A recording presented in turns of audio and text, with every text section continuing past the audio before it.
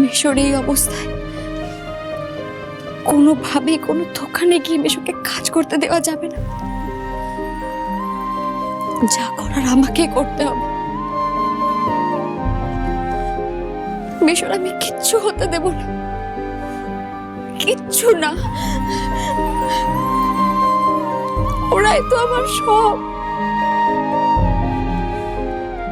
ওরা ছাড়া আমার যে আর কেউ নেই।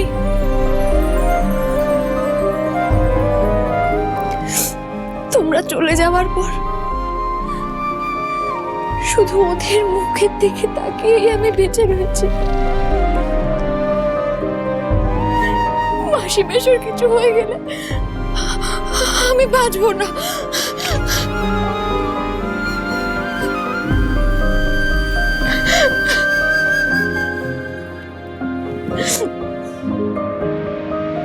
এই বৃষ্টি বাড়িতে কাজের তো আর কোনো উপায় নেই।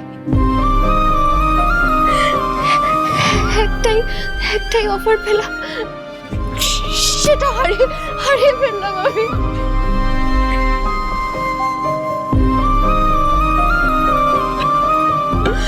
কি করবো আমি এখন? কি করবো?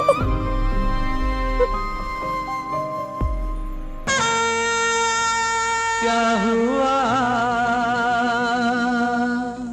तेरा वादा, वो कसम वो इरादा।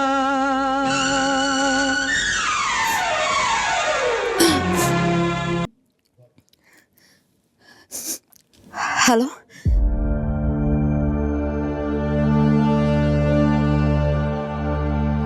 তুমি? হ্যাঁ পিহু, শোনো না, বলছি যেমন করেই হোক আজকে তোমাকে রাতে ট্রেন ধরে বৃষ্টিবাড়ি থেকে কলকাতায় আসতে হবে, কেমন?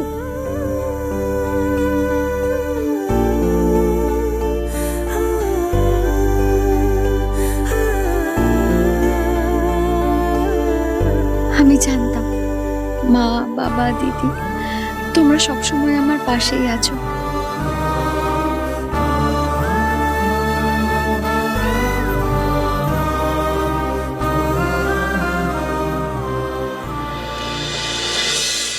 কি বলছিস কি রে? তুই আজ রাত্রে ট্রেনে চলে যাবি কলকাতা? হ্যাঁ মেশো, আমি বলেছিলাম না কলকাতায় একটা চাকরির অফার পেয়েছি। হ্যাঁ, চাকরির অফার একটা পেয়েছো, ওটা বলেছিলে, কিন্তু চাকরিটা যে তুমি... হ্যাঁ মাসি, আমি চাকরিটা নিয়ে ফেলেছি। ও নিয়ে ফেলেছে? মেশো, কিন্তু চাকরির বিষয়ে এর মধ্যে তো আর কোনো কথা বলিসনি তুই। আজ হঠাৎ করে বলছিস কলকাতা চলে যাবে। এই সুযোগটা আমি ছাড়তে চাইনি মাসি। দেখো না, এই বৃষ্টি বাড়িতে তো উপার্জনের আর কোনো উপায় বাকি নেই, সব তো শেষ হয়ে গেছে মাসি। টুরিস্টরা কবে আসবে না আসবে জানি না। হোম ডেলিভারির অবস্থাও ভালো নয়। এই অবস্থার মধ্যে টাকা কোথা থেকে আসবে বলো তো মাসি? না মাসি প্লিজ, আমাকে কলকাতা যেতেই হবে, আমাকে কলকাতা। অসম্ভব, তোকে কোথাও যেতে দিতে পারি না। তুই সব টাকা রোজগারের দায়িত্ব কি নিজের কাঁধে তুলে নিয়েছিস? আমরা কি মরে গেছি? মেশো, তুমি একটু আমার কথাটা প্লিজ শোনো। কি করে হবে মেশো? সব তো বন্ধ হয়ে গেছে। ধৈর্য ধরতে হবে প্রিয়। আর যাই হোক,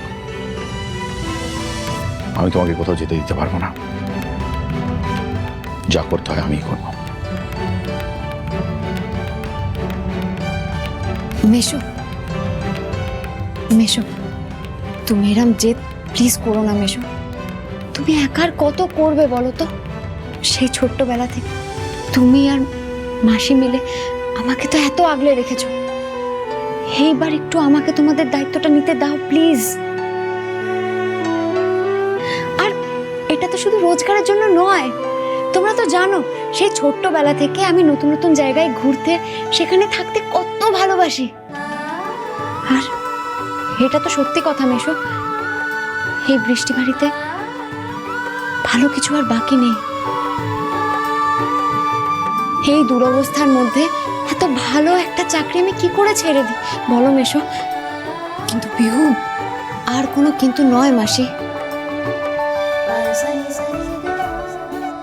মা, বাবা, দিদি সবাই আমাকে ছেড়ে যাবার পর তোমরা আমাকে নিজের মেয়ের মতো আগলে রেখেছো, যত্ন করে রেখেছো।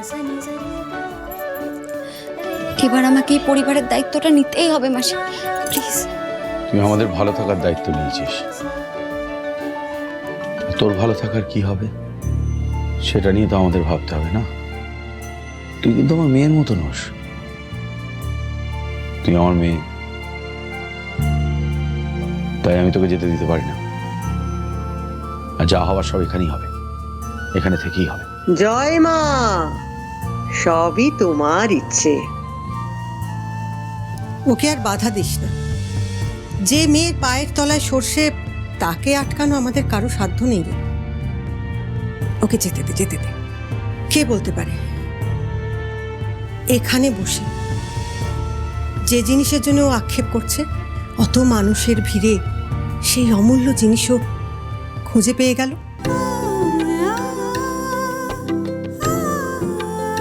কি কি কি খুঁজে পাবো মিনু পিসি? জানি না রে, তবে যেখানে দেখিবে ছাই, উড়াইয়া দেখো তাই, পাইলেও পাইতে পারো অমূল্য রত্ন। পেলেই ভালো। দিদি যখন বলছে তাহলে আমি আর ওকে আটকাচ্ছি না, তবে আমার একখানা শর্ত আছে। শর্ত? কি কি শর্ত মেশো, বলো। পিউ, তুই তোর অতীত জীবনের কথা কলকাতায় কাউকে কখনো বলবি না। তোর বাবা মা চলে যাওয়ার পর সব বিপদ আপদের আঁচ থেকে তোকে আমরা আগলে নিয়েছিলাম রে। সেই জন্য পন্ডিচেরির সাথে সমস্ত যোগাযোগ আমরা ছিন্ন করে দিয়েছিলাম। এমনকি ওদিককার কোনো শহরের সাথেও যোগাযোগ রাখিনি। সব স্মৃতি, সব সময়, সব কিছুকে মুছে দিয়ে এই পাহাড়ে এসে আমরা ঘর বেঁধেছিলাম। কিন্তু আজ আবার তুই আমাদের ছেড়ে চলে যাচ্ছিস সেই কলকাতায়। তুই খুব সরল মেয়ে রে মা, কিন্তু এই সংসারে তো সবাই সরল নয় রে মা। যদি ওখানে তোর কোনো রকম বিপদ আপদ হয় না, আমরা কোনোদিনই নিজেদের ক্ষমা করতে পারবো না মা। তাই তোর অতীতের কথা, তোর অতীত জীবনের কথা কাউকে কখনো বলবি না। সবাইকে বলবি আমার বাবা মা আছে, আমরা দুজন তোর বাবা মা, আরে বৃষ্টি বাড়ি হচ্ছে তোর বাড়ি, ব্যাস। ঠিক আছে মেশো, আমি কথা দিচ্ছি আমি কাউকে কিচ্ছু বলবো না।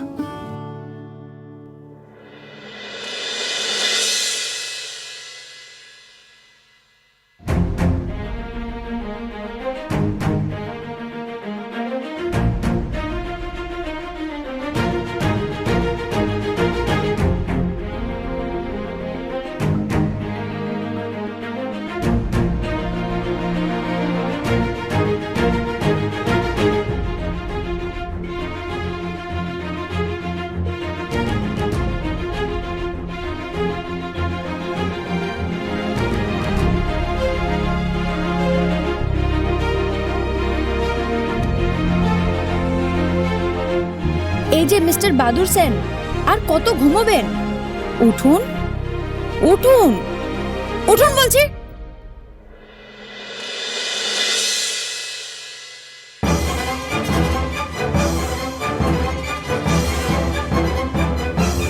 আপনি আপনি আমার রুমে কি করছেন? এখানে আসার পারমিশন আপনাকে কে দিল? পিহুর কোনো পারমিশন লাগে না। আর আমি তো এখানে আপনাকে মারতে এসেছি। মানে আপনার সাহস কি করে হলো আমাদের বাড়িতে আসার?